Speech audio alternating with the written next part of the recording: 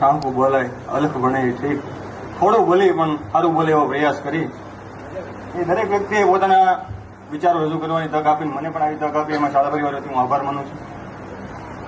તો હું ટૂંકમાં મારી વાતને કહેવાનો પ્રયાસ કરી. જો કંઈ વધારે પડતું બોલી જાઉં તો માફ કરજો. હું મારા બાને ઘણી વાર કહેતો હોઉં કે મારે બે માં છે. એક માં કે જેણે મને જન્મ આપ્યો, એક માં કે જેણે મને જીવતા શીખ્યો. જેને જન્મ આપ્યો એ માં અત્યારે ઘેરે બેઠી છે અને જેને જીવતા શીખ્યું એ માં બેઠી છે. આ પ્રસંગે મને એક વાત યાદ આવે છે કે શું આપણામાં એટલી કેપેસિટી છે કે આપણે ગુરુને શબ્દોમાં વર્ણવી શકીએ? કેમ કે મને તો નથી લાગતું કે આપણે ગુરુને શબ્દોમાં વર્ણવી શકીએ. હું અત્યારે કાંઈ પણ બોલી તો એમના જીવનના 10મા ભાગનું પણ નહીં બોલે. આ પ્રસંગે એક તુલસીદાસજીનો એક પ્રસંગ મને યાદ આવે છે કે તુલસીદાસજી જયારે એમના સાહિત્યની રચના કરે છે ત્યારે બહુ ફેમસ થાય છે.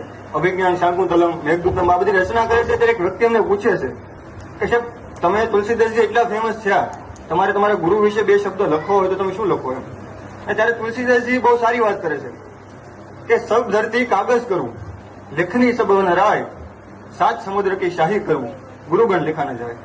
અર્થાત જો હું સમગ્ર ધરતીને હું કાગળ બનાવી દઉં, સમગ્ર જંગલોનું લેખન બનાવી દઉં અને સાતેય સમુદ્રને ભેગી કરીને શાહી બનાવી દઉં તો આવા ગુરુઓના લખાણ હું જે ગુણ લખી નથી શકતો.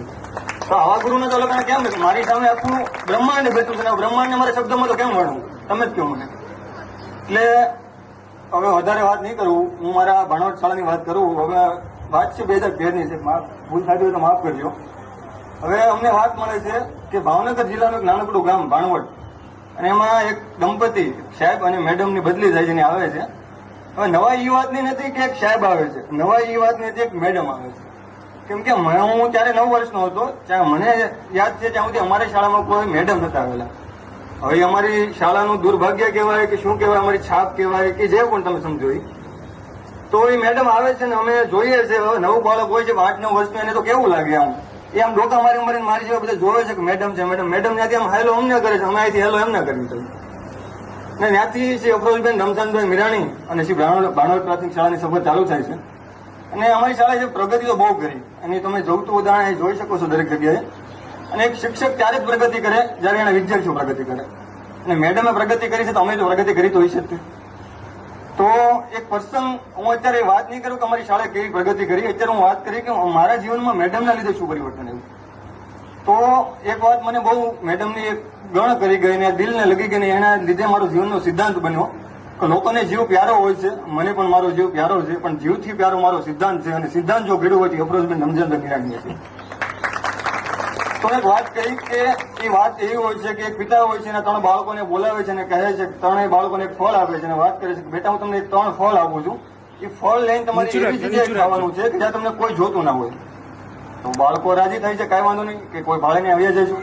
હવે એમાં સૌથી મોટો બાળક હોય છે, મારી જેમ થોડુંક જાડી બુદ્ધિનો હોય છે, એ અલમારીમાં જાય છે, અલમારીમાં જોવે છે કોઈ ભાળતો નથી તો ત્યાં જઈને ફળ ખાઈ નાખે છે.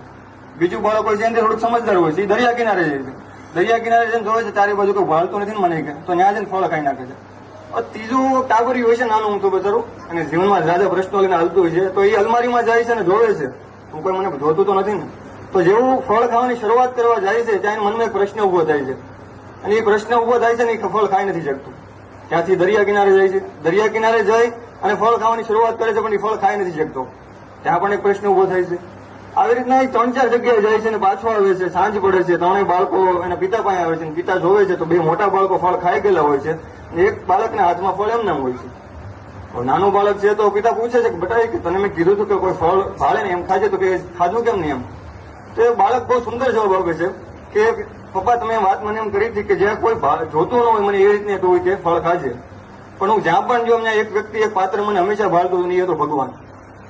આપણે ગમે ત્યાં જશું, ભગવાન રૂપી પાત્ર આપણને કોઈ પણ જગ્યાએ ભાળતું હોય છે, અને એ જીવનની એ વાતે મને સર મારો સિદ્ધાંત ઘડ્યો કે હું કાંઈ પણ ખરાબ કામ કરવાનું વિચારું કે ખરાબ કામ મારે વિચારે આવતો હોય ને તો હું જોતો હોય કે ભગવાન મને ભાળે છે આ કામ મારથી ના કરે, ને એ પરિણામથી અફરોજબેનના કામ નથી. હું વધારે તો નહીં બોલી શકું ને વધારે બોલી તો મારા અસરોને સારી નહીં શકું, અને એક મરદ માણા રોતો હોય સારું ન લાગે, પણ એટલું કહે કે મેડમ જો તમે ન હોત ને તો હું અહીં ઉભો ન હોત, હું આ ભાષણ ન દઈ શકતો હોય ખરેખર. ક્યાંક હું પશુપાલન કરતો હોત કે હું ખેતીવાડી કરતો હોત, કેમ કે વધારે કહી નહીં શકું, પણ એટલું જ કહે કે એક સંતાન હોય એની માને ક્યારેય ન ભૂલે, ને તમે મારી માં છો, હું તમારા મારી માનું ક્યારેય નહીં ભૂલું. એક કવિતા મેં લખી છે, જો તમને પસંદ હોય તો હું વાત સંભળાવવા માંગીશ. એ કવિતાનું શીર્ષક છે કે મેડમ કહું કે માં કહું શું ફરક પડે છે. તો મેડમ કહું કે માં કહું શું ફરક પડે છે, આ સંબંધોના સરવાળામાં ડાબા બરાબર જબા કહું શું ફરક પડે છે. છે વાલનો દરિયો એને ઓળખાણની છે જરૂર, તેથી એને ગંગા કહું કે જમુના કહું શું ફરક પડે છે. ઉચ્ચ નીચના ભેદ જેને શીખવાના કોઈ સાથે, મારું તારું કરતા જેને શીખવું ને કોઈ સાથે, પછી એને ઈશ્વર કહું કે અલ્લાહ કહું શું ફરક પડે છે. આંગળી પકડી અમારી જેને તાણ્યો જીવનનો આ તાર, આંગળી પકડી અમારી જેને તાણ્યો આ જીવનનો તાર, ભણતરની ભક્તિ જેને શીખવી વારંવાર, પછી એને માં કહું કે મમતા કહું શું ફરક પડે છે. કહે છે અલ્પેશ એક વાત અહીં સાંભળજો બધા કાન ખોલી, કહે છે અલ્પેશ એક વાત અહીં સાંભળજો બધા કાન ખોલી, બદલું જીવન મારું એક વાત કહી, પછી વાતને વચન કહું કે વરદાન કહું શું ફરક પડે છે. વધારે હું વાતને નહીં કરું, પણ ટૂંકમાં મારો પ્રયાસ જે પણ છે, જો અત્યારે હું કાંઈ પણ છું તો મેડમના કારણે છું, અને જીવનમાં આગળ મેડમ ખૂબ આગળ વધો. તો કોઈ એક શિક્ષક ક્યારેય નિવૃત્ત નથી થતો, એને બસ એનો ઉજાસ ફેલાવવાનું બંધ કરે છે. આજ તમે આ બાળકોને ઉજાસ ફેલાવશો, કાલ સવારે ઉઠીને તમારો પ્રકાશરૂપી પ્રેમ બીજાને ફેલાવતો હશો, અને મને એટલો બધો વિશ્વાસ છે કે આવા અનેક અલ્પેશનું તમે જીવન બદલતા રહેશો. છેલ્લે એટલું કહીશ કે મળશું હેલે ખેલે મળશું ગામ ગયા, નહીં મળતી એક દી જેની ધરતી ઠાક દે. ભાવની એક બુક એણે તૈયાર કરી છે. અલ્પેશ એ અફરોજબેનને આ બુક અર્પણ કરે છે. જોરદાર તાળીઓ આપણે પાડીશું.